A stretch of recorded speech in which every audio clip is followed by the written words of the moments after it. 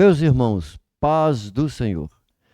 Somos agradecidos ao nosso Deus pela bondade e graça dele, pelo fechamento do nosso segundo trimestre. O Senhor nos abençoou até aqui, onde nós estudamos durante esses 3 meses sobre homens dos quais o mundo não era digno. Estudamos então sobre o legado, começando por Abraão, depois Isaque, e estamos finalizando, na verdade, finalizamos na aula passada sobre Jacó. E hoje, na nossa lição de número 13, nós vamos fechar aí sobre o legado de fé, tanto de Abraão, Isaque e Jacó. O que na construção de todo esse trimestre, o que nós vamos ter aqui, utilizando os 3 tópicos da nossa aula, para tratar exatamente sobre cada um e fazendo uns contrapontos sobre a nossa vida dos nossos dias de hoje. O texto bíblico escolhido pelo nosso comentarista está no livro aos Hebreus, capítulo de número 11. Vamos estar fazendo a leitura e você poderá acompanhar comigo, se você não tem a sua lição ou a sua Bíblia. Vamos ler o capítulo 11 aos Hebreus, dos versículos 8 ao 12 e depois 17 ao 21. Eu cometi um erro aí, que eu coloquei 8,12, mas na verdade é do 8 ao 12 e também dos 17 ao 21 do capítulo 11. Diz assim o texto da palavra do Senhor: pela fé, Abraão, sendo chamado, obedeceu, indo para um lugar que havia de receber por herança, e saiu, sem saber por onde ia. Pela fé habitou na terra da promessa, como em terra alheia, morando em cabanas com Isaque e Jacó, herdeiros com ele da mesma promessa. Porque esperava a cidade que tem fundamentos, da qual o artífice e construtor é Deus. Pela fé também a mesma Sara recebeu a virtude de conceber e dar à luz já fora da idade, porquanto teve por fiel aquele que lhe tinha prometido. Pelo que também de um, e esse já amortecido, desceram tantos em multidão como as estrelas do céu e como a areia inumerável que está na praia do mar. Versículo 17 ao 21.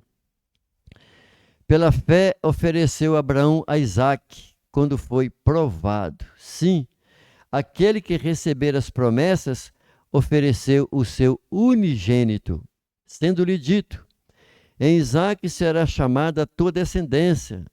Considerou que Deus era poderoso para até dos mortos o ressuscitar. E também, em figura, ele o recobrou. Pela fé, Isaque abençoou Jacó e Esaú no tocante às coisas futuras. Pela fé, Jacó, próximo da morte, abençoou cada um dos filhos de José e adorou encostado à ponta do seu bordão. Então esse texto que nós lemos faz parte, dos heróis ali da galeria da fé. E nós teremos como base, foco principal da nossa aula, mostrar que Abraão, Isaque e Jacó deixaram um legado de fé em Deus para as futuras gerações. E aí nós teremos 3 tópicos. O primeiro, o legado de Abraão. O segundo, o legado de Isaque. E depois, o legado de Jacó. E de modo introdutório, nós vamos verificar, então, que Abraão, na verdade, que nós vamos entender, foi com quem teve o quê? Todo o povo judeu, através de Isaque e Jacó. Ou seja, o início da nação do povo israelita inicia exatamente em Abraão. E Abraão, Isaque e Jacó deixaram um legado.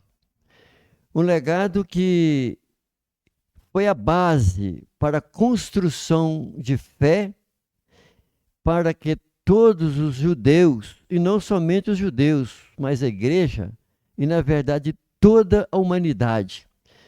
Veja que o próprio cristianismo, ele tem todo um fundo, um cunho judaico. Tanto é que nós somos chamados e considerados como toda uma cultura judaico-cristã. Isso mostra que o judaísmo, como o cristianismo, tem utilizado que é de exemplo de fé.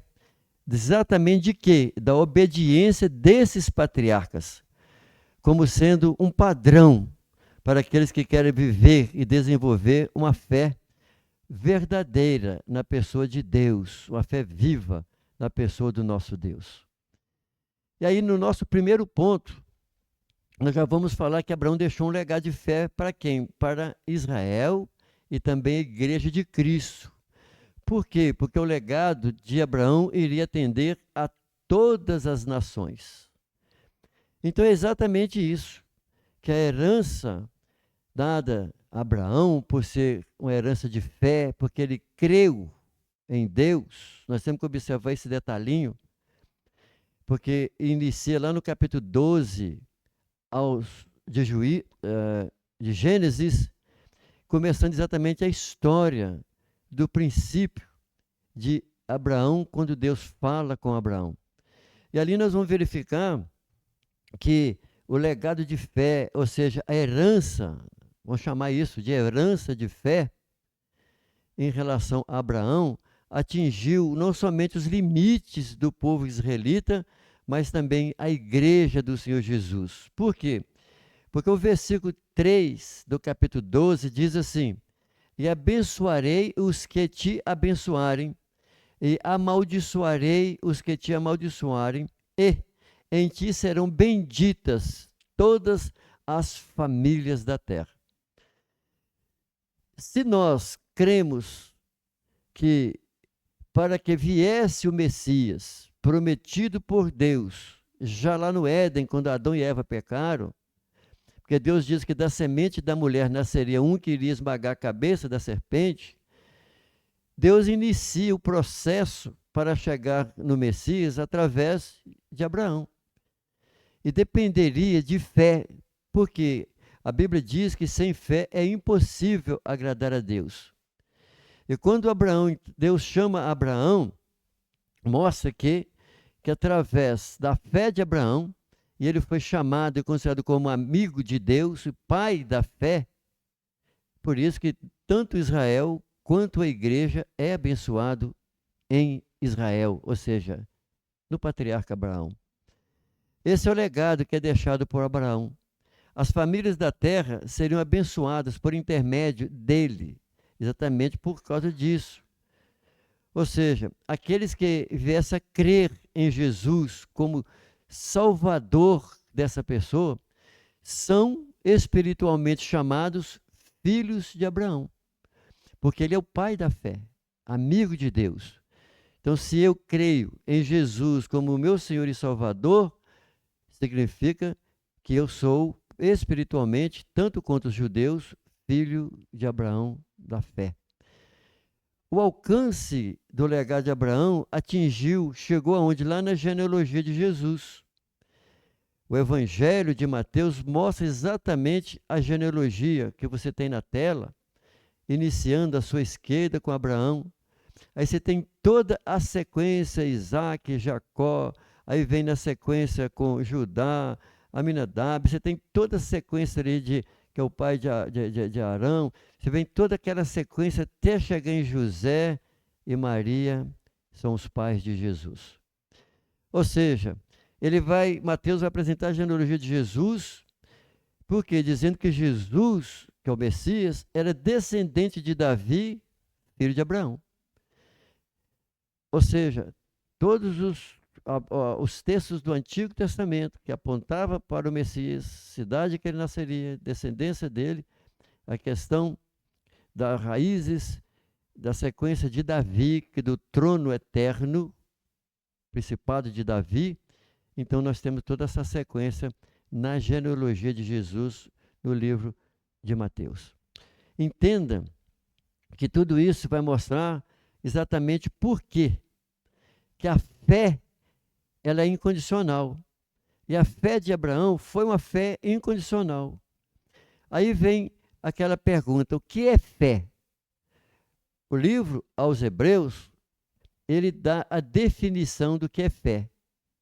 Fé é a firme, ou melhor, é o firme fundamento, é o alicerce, convicção das coisas que a pessoa espera e a prova das coisas que ainda a pessoa não vê.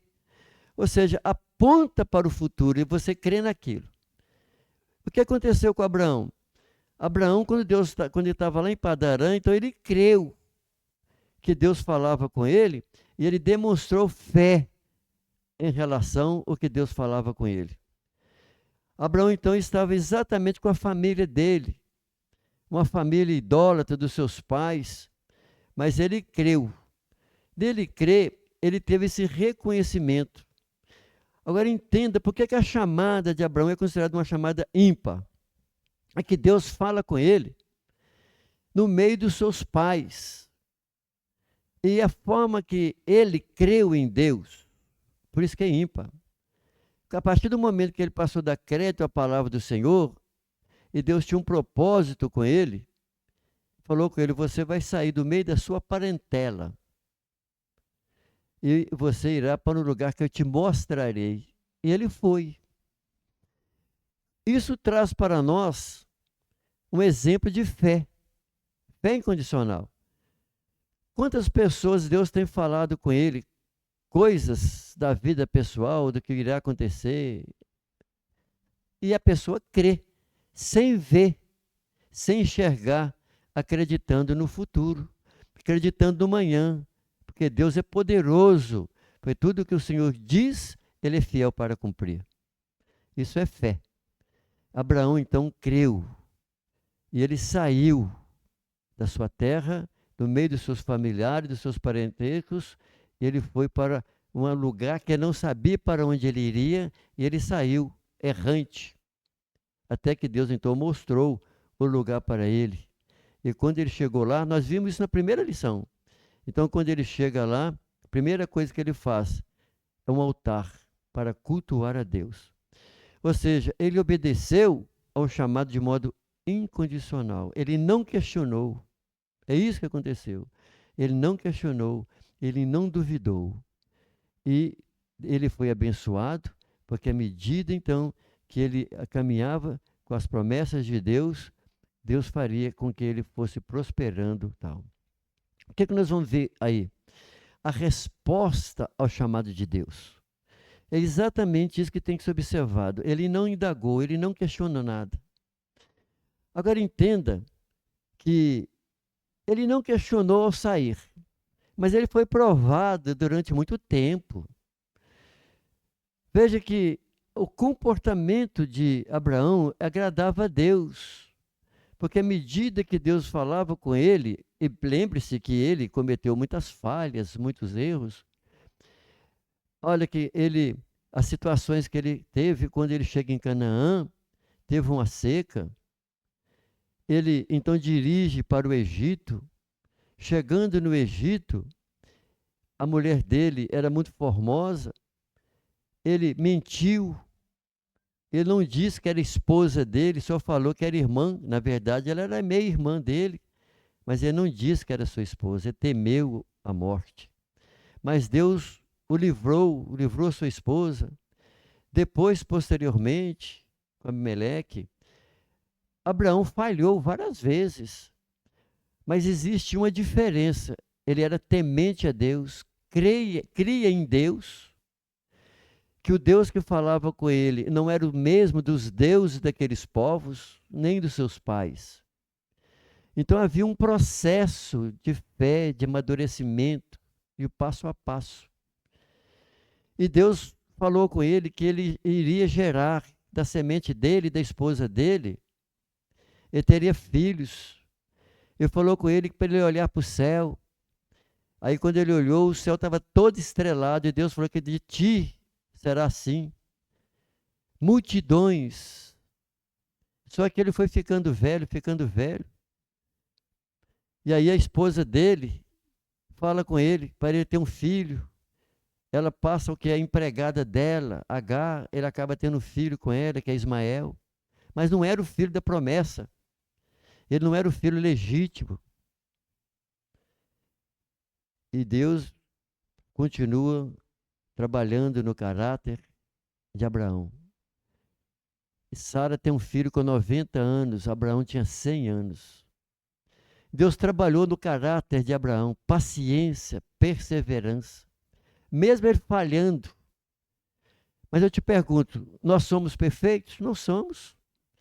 Nós falhamos, às vezes nós negamos ao Senhor, negligenciamos, falamos que vamos fazer uma coisa e não fazemos. O Senhor tem que nos cobrar para a gente fazer, às vezes fazemos pela metade. Mas existe uma coisa, nós cremos no Senhor, cremos na graça dele, pedimos perdão e continuamos querendo ser crente, continuamos querendo ir para o céu. Tanto é que nós lemos o capítulo 11 aqui, ele cria, porque ele tinha fundamento, ele cria numa cidade futura, espiritual. O Espírito Santo trabalhava na vida, no caráter e na formação de Abraão. Então entendamos que as atitudes dele, a forma de Abraão viver, agradou a Deus. E aí Deus então confirmou a promessa dele, dos seus descendentes. Deus confirma com ele e mostrou com ele até a terra, até onde iria o perímetro territorial. E aí nós vamos para o nosso segundo ponto. Isaac é o filho da promessa, filho de Abraão. Isaac também deixou um legado de fé e esperança para os judeus, e não somente para os judeus, claro, para mim, para nós, para os gentios. Mas veja uma coisa que aconteceu. Como o casal era muito idoso, o nome do filho era o quê? Riso. Por quê? Porque quando ele nasceu, o nome que deram para ele era Sorriso, ou seja, Isaac, que em hebraico é sorriso. Isso significava que o nascimento de Isaac trouxe muita alegria, mesmo na idade do casal. Ou seja, tudo aquilo que Deus falou durante anos e anos, estava se cumprindo. O nascimento dele era uma alegria muito profunda para o casal, porque era o cumprimento da promessa divina. Ismael já havia nascido. Quando Isaac nasce, Ismael, que era filho de Agar, tinha ali cerca de 14, 16 anos. Veja que Deus demorou um bom tempo para que ele viesse a ter o filho da promessa com a sua esposa Sara. Agora, com o nascimento de Isaac, trouxe alegria, contentamento, força para o casal. O significado do nome tem um valor muito importante. Por quê? Porque o nascimento de Isaac simboliza a fidelidade de Deus. Tudo aquilo que Deus havia falado antes com o casal, e também o quê? Que a concretização do projeto, do plano de Deus, estava dando seguimento. Ou seja, mesmo um casal idoso, com 90 anos a mulher e o homem 100, é possível, porque nada é impossível para Deus. Aí isso significava o que então para o casal? Opa, o sinal da promessa do legado então está em pé. Deus continuava com seu propósito. Isso significava exatamente que estava produzindo fé, esperança na vida de Abraão. Agora entenda que aí nós vamos verificar exatamente, nesse nosso segundo subtópico, que Isaac é herdeiro da bênção e da comunhão com Deus. Por quê? Porque Isaac ele nasceu debaixo da promessa. E quem nasce debaixo da promessa, irmão, só tem bênçãos, mas também tem problemas, tem dificuldades. O que aconteceu com Isaac? Isaac aprendeu com quem? Com seu pai. Exemplo de fé. Isaac passou a aprender a depender de Deus. Porque agora, à medida que Isaac ia crescendo, ele tinha histórias para ouvir de quem? Seu pai Abraão. Abraão não tinha história para ouvir de ninguém. Ele é o começo da fé. Agora Isaac, quando vai crescendo, à medida que ele cresce, ele começa então a ouvir o pai, as lutas que o pai teve, os longos anos, o propósito de Deus no pai e agora o propósito de Deus no próprio filho. Então isso mostrava que Isaac iria aprender a ter comunhão com Deus através do pai, porque o pai era um exemplo de fé. É isso que traz para nós um legado, porque eu como pai, eu sou um modelo de fé para as minhas filhas.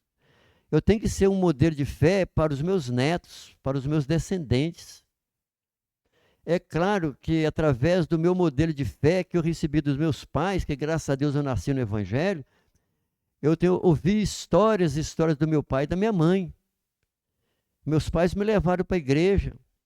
Isaac também participou dos cultos do seu pai, dos altares que Abraão fez e sacrificou. Tudo isso mostra um legado de comunhão, de bênção do filho. Da mesma forma, eu passei isso, eu reproduzi isso para as minhas filhas. Hoje eu faço da mesma forma para os meus netos. Esse é o legado deixado do pai Abraão. Esse é o legado deixado de todos os pais e de todas as mães, o modelo de fé. Então, quando ele assume o lugar de Abraão como patriarca, que também passou a ser, ele também passou a edificar altares como o pai dele fazia. Ou seja, Isaac agora passa também a cultuar a Deus, invocar o nome do Senhor, mantendo vida de comunhão com Deus, da forma que ele tinha junto do pai dele. E nós temos que lembrar de que posteriormente o pai dele o levou mesmo ao sacrifício. Observe esse detalhe, que lá na frente, quando isso acontece, também se viu para fortalecer a fé do próprio Isaac. Mas mesmo antes disso, que eu estou tratando aqui, essa questão cronológica, lembre-se da bênção dele não ter casado ali entre os cananeus, porque Abraão, o cuidado que ele teve de pedir com que Damasceno Eliezer buscasse uma noiva para o seu filho lá em Padã Arã, ou seja, dos seus descendentes, não ali entre os cananeus que eram muito idólatras. Observe que tudo isso foi muito importante. O casamento dele com Rebeca. O casamento dele com Rebeca foi bênção, porque à medida que ele, no casamento dele, a vida de fé do próprio Isaac, ali junto dos vizinhos, dos familiares, das cidades vizinhas, dos povos, o padrão de vida de Isaac passou a ser semelhante ao do pai dele. Os seus contemporâneos, os seus conterrâneos via que o modo de viver de Isaac era muito parecido com o do seu pai Abraão. Olha, o que nós vamos verificar? Que Deus abençoava grandemente Isaac ali na terra, mas começou também a ter as invejas. As pessoas, os moradores ali, os sitiantes, os fazendeiros ali, começaram a invejar muito a Isaac e começaram a prejudicar, tendo inveja de Isaac. Porque no deserto era preciso ter poços para si, para tratar dos animais. Então eles começaram a entulir, quer dizer, tampar os poços de Isaac. Só que Isaac foi pacífico. Ele não partiu para a guerra, para a discussão. Ele esperava em Deus. E a forma pacífica de Isaac fez com que ele fosse abençoado e Deus o abençoava. Então Isaac não se envolveu com conflitos. Ele cultivou a paz. O que ele fez? Ele reabria os poços do seu pai. E sempre acreditando em que? Na provisão de Deus. E nunca é diferente. Se a minha vida e a sua não está complexa, com dificuldade, por causa de pessoas, situações adversas, ou inimigo, ou invejoso sobre nossas vidas, nós temos que acreditar em Deus. A nossa provisão vem do Senhor. Quem sabe que nós podemos estar passando por provações, assim como Isaac passou por provações, mas ele continuou sendo fiel a Deus, e não se permitiu com conflitos com seus vizinhos, e Deus o abençoou. E aí nós vamos verificar então que o legado de Isaac foi de uma fé serena, de uma pessoa que prosperou. Por quê? Porque ele foi obediente. Mas não é aquele sujeito que fazia barulho, porque a gente notou nos estudos da vida de Isaac, ele era um sujeito fleumático. Não é aquela pessoa que chega estrondando, falando as coisas. Ele era fleumático, sereno, calmo. Mesmo diante das adversidades. Ele não conflitava, ele não batia a boca. Ele é uma pessoa que permitia que o Espírito Santo trabalhasse no seu temperamento. E é assim que a gente tem que ser. Conflitos surgem nas famílias, surgem com vizinhos, com problemas, só que a gente tem que viver uma vida de acordo com a vontade de Deus. Ele experimentou isso.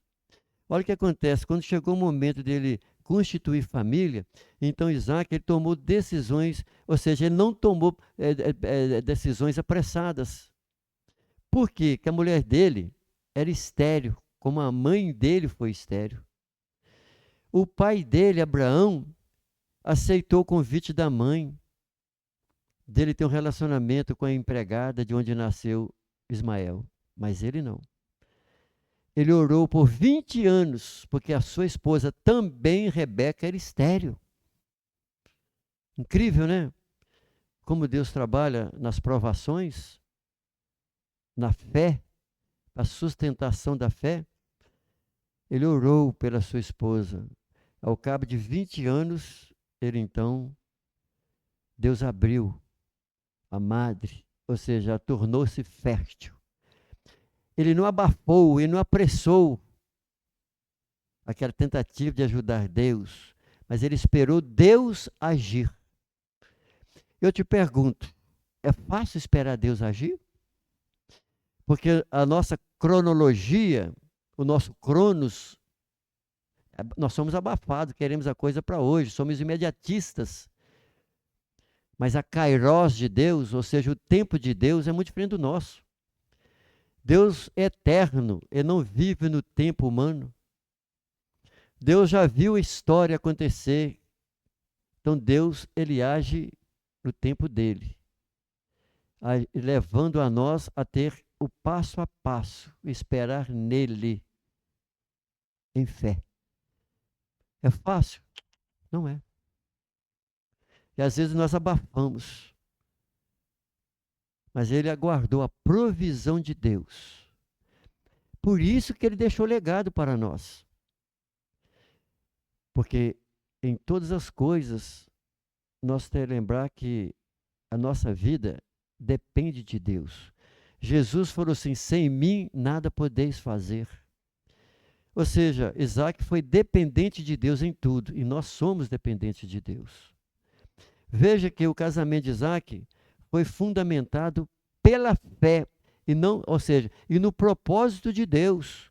Exatamente dessa união é que nasceu exatamente uma geração para a continuidade da aliança, daquilo que Deus começou com o pai dele, com Abraão. E aí é que Deus, então, através do legado dado por Isaac, ele constrói exatamente um legado espiritual, de confiar em Deus. Ou seja, nós precisamos permitir que Deus guie e direcione os nossos relacionamentos. Pedir a Deus entendimento nas nossas decisões, nos nossos planos, que sejam planos direcionados por Deus. Ou seja, eu preciso fazer uma faculdade. No decorrer da minha vida, eu preciso entender e pedir a Deus discernimento para que eu entenda as minhas aptidões, os meus dons e talentos. E Deus vai nos fazendo entender isso na vida. E ser dependente de Deus, qual a faculdade que eu devo fazer, para eu não ir de um lado, e sendo que eu não tenho aptidão por aquele lado. E também entender qual o plano, o propósito de Deus ministerialmente.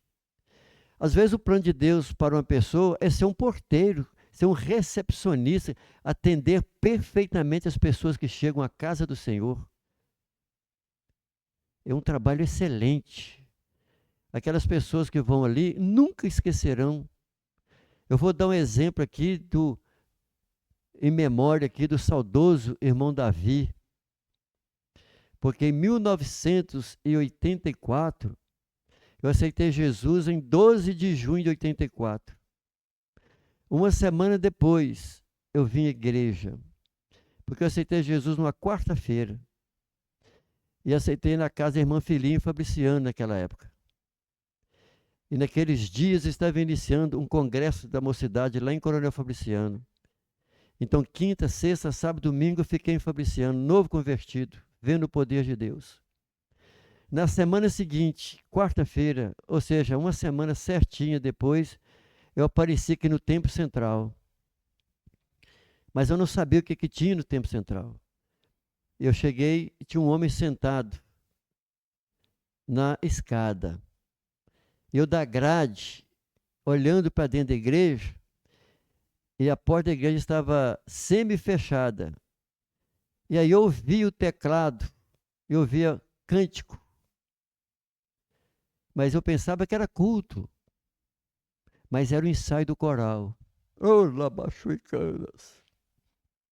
Exatamente numa quarta-feira como essa que eu estou aqui ouvindo o coral ensaiar. Aquele irmão Davi levantou e foi lá onde eu estava. Me chamou de irmãozinho. Fazia uma semana que eu tinha me convertido, lá em Fabriciano. Não sei por que eu vim parar no Templo Central.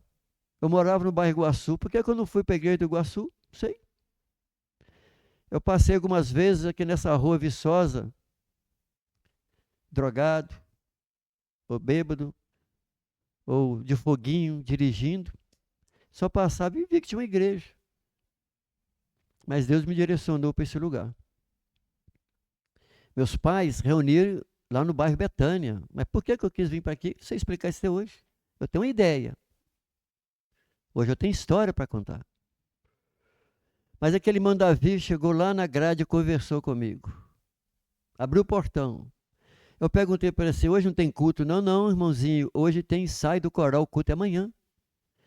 Ele bateu um papo comigo, perguntou meu nome, onde é que eu morava, o que eu fazia.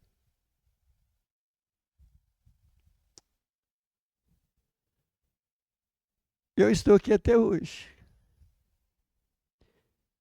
Não tem como esquecer o trabalho de um recepcionista. É chamado, é ministério. Veja que me emociona. Porque quando a gente lembra de coisas grandes, mexe com a emoção da gente. E faz alguns anos, hein? 46. Isso mostra que nós precisamos, então, entender os planos e decisões de Deus. E nós precisamos de orar para isso. Ter discernimento das coisas espirituais. E Deus vai direcionando. Hoje eu entendo. Porque Deus me queria no Templo Central. Onde estava o pastor presidente. Onde Deus me levaria futuramente 1 ano e 4 meses para o seminário, para estudar em Pinda. Fiquei 4 anos lá e depois retornar para aqui. E desenvolver alguns projetos para o campo. Hoje eu entendo. Mas eu atendi a voz de Deus. Eu sou grato a Deus por isso, que eu consegui ouvir. O Espírito Santo me fez entender. E me capacitou para as coisas que eu tenho feito. Mas vamos lá, terceiro ponto da lição. Ou melhor, no terceiro ponto da lição, nós vamos verificar sobre o legado de Jacó, que é o filho de Isaac. Mas veja que esse nosso primeiro subtópico já diz assim, homens com virtudes e erros. Então nós temos que entender, né, que Abraão, Isaac e Jacó, assim como a minha família, assim como a sua, nós não somos perfeitos, eles não eram perfeitos, cometeram erros, falhas. Agora nós temos que entender que a Bíblia nunca escondeu os erros e as falhas de nenhum dos homens de Deus, e nem das mulheres. Porque a verdade, ela precisa ser mostrada e dita. O que nós temos que entender é que eles não foram perfeitos, eram homens, pecadores, mas creram em Deus, permitiram ser trabalhados pelo Espírito Santo. E Deus foi trabalhando na vida deles. Então, quando nós entendemos a verdade, nós vamos parar de exigir de nós mesmos e também dos nossos familiares, porque nós não somos perfeitos. Não vamos estar exigindo perfeição de ninguém da nossa casa, mas trabalharmos juntos para a mudança de caráter, para sermos semelhantes ao Filho de Deus. Mas 100% disso só irá acontecer na eternidade. Mas eles são homens de Deus, com virtudes e erros. Por isso que eu e você, nós temos que sempre procurar ser o que? Exemplo. Buscando nesses homens que falharam, mas não olhar o erro dele, mas não fazer o que eles fizeram de erro, mas como que eles fizeram para acertar. E aí a gente também trabalhar para isso. E aceite, quer dizer, que nós devemos amar a nossa família com todo desprendimento, apesar das imperfeições de esposa, de marido e de filhos. Nós somos imperfeitos. E nós temos que entender que o agir de Deus, que o mover é do Espírito Santo, e não é nem por força e nem por violência, mas pelo meu Espírito, assim diz o Senhor. O que nós precisamos de ter é perseverança, paciência, esperar em Deus. Não é fácil, mas tem que ser assim. Por isso que nós temos que aprender com os patriarcas, que a vida das famílias deles não foi uma vida saudável, maravilhosa, mas foram resultado de temor de Deus e submissão aos mandamentos de Deus. É isso que tem que acontecer comigo, com você, com a nossa família. Submissão a Deus. Não temos uma família saudável, perfeita. Mas nós temos que agir debaixo da submissão de Deus na sua palavra. Atentar para a palavra. Os resultados positivos virão. E muitos deles não virão enquanto estivermos vivos. Serão feitos pelo depósito das nossas orações, que permanecerão escritos no livro da vida do Senhor. Porque nós cremos que depois da morte, Deus continuará operando. Como Deus, depois da morte de Abraão, da oração que Deus fez a Isaac, Deus foi trabalhando. As intercessões que Deus fez através de Isaac, quando ele abençoou o seu filho Jacó, e também abençoou a Esaú. E Deus cumpriu.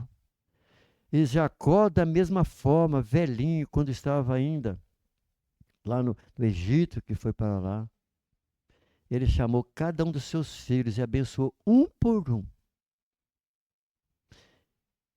E Jacó, Isaac e Abraão não ficaram vivos para ver as bênçãos de Deus nos seus filhos nem nos seus netos. Mas Deus foi fiel para cumprir a sua palavra. E hoje eu e você temos a história para contar. Eles não viram.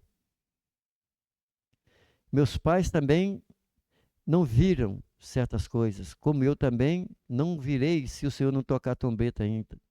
Mas eu creio nas promessas do Senhor. As orações que nós fizemos com as nossas filhas antes delas serem geradas. E mesmo quando a minha esposa estava grávida. Lutas, dificuldades, conflitos, provações, sim. Mas temos que permanecer fiel, porque o agir é de Deus. Porque foi assim na minha vida. Então isso mostra o seguinte, que na vida de Jacó, que viveu uma vida não muito certa, porque o nome dele, né? O nome dele não significa enrolado, complicado, não. Jacó, na verdade, significa agarrado no calcanhar. Mas o estilo de vida de Jacó, que foi exatamente de um sujeito complicado. Que hoje nós chamamos de picareta, sujeito enrolado.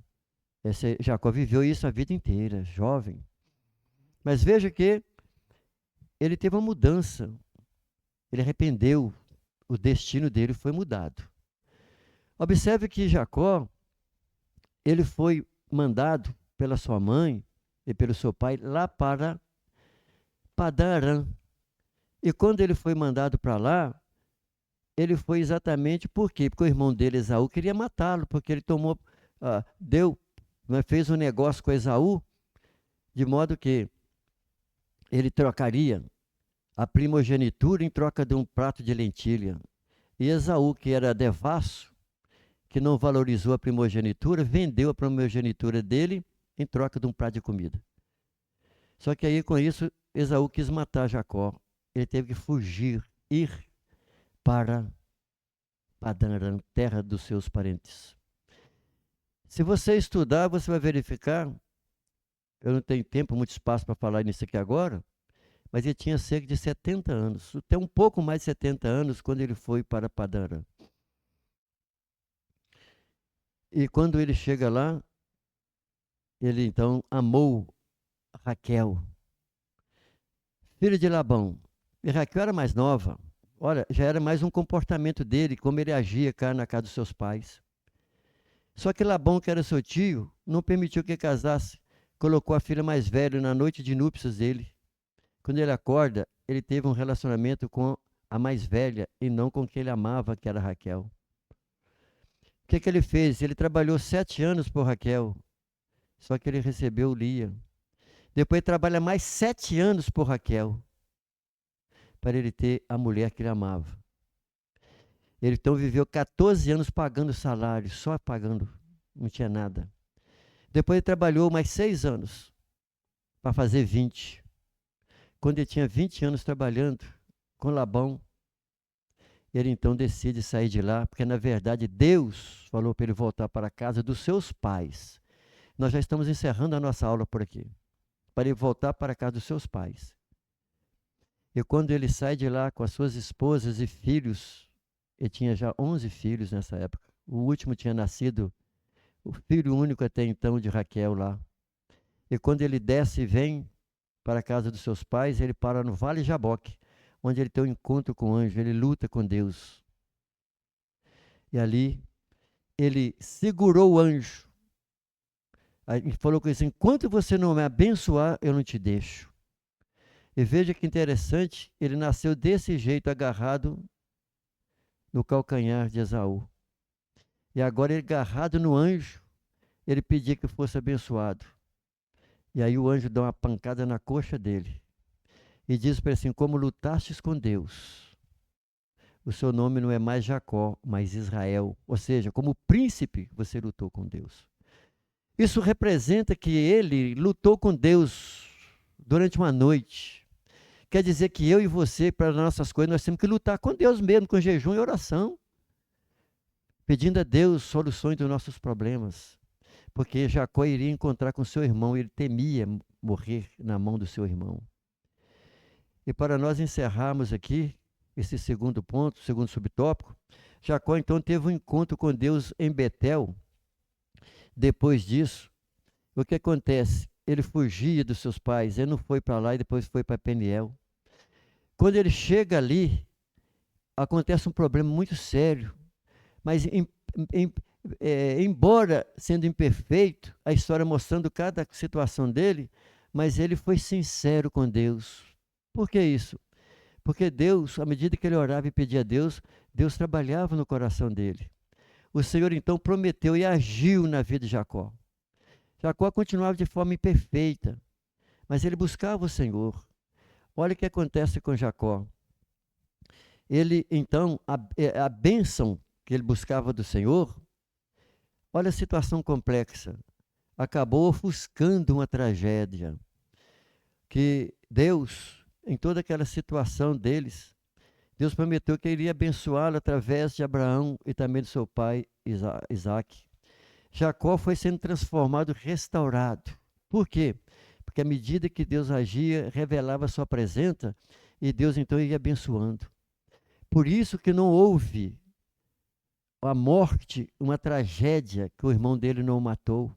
Porque ele orou pedindo a Deus que ele abençoasse a ele, que o irmão dele não o matasse.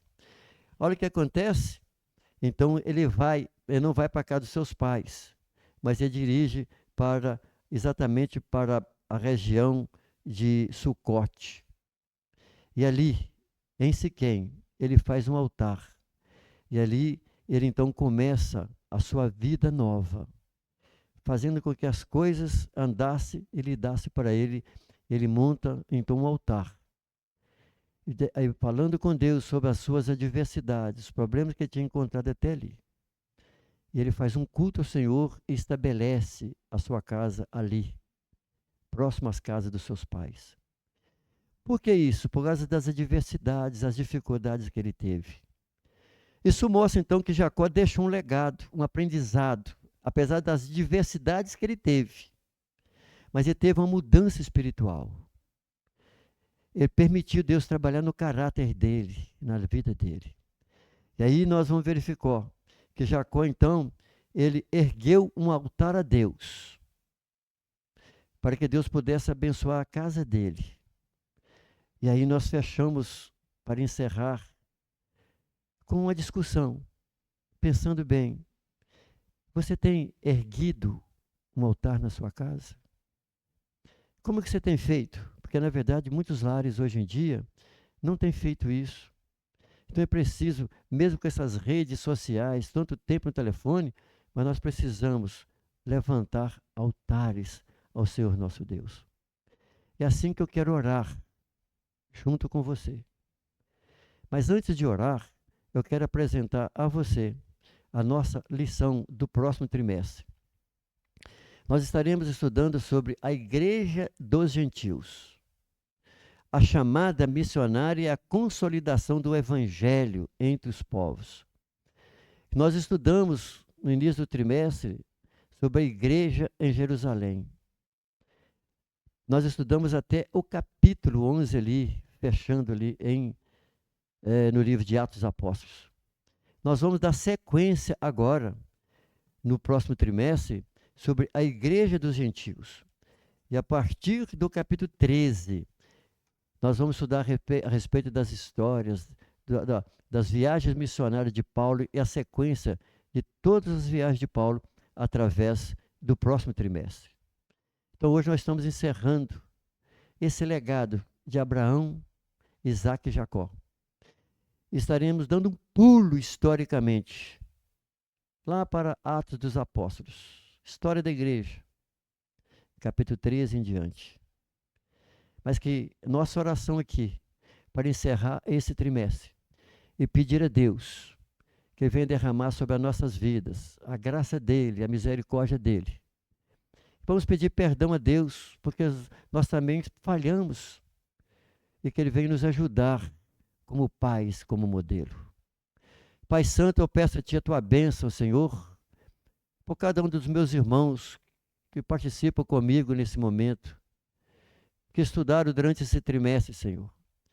Nós aprendemos muitas coisas para nós não cairmos nos mesmos erros desses patriarcas. Mas vimos que o Senhor é amoroso, o Senhor é misericordioso, mas o Senhor é um Deus justo e perfeito, que corrige o homem para que ele entenda a justiça do Senhor.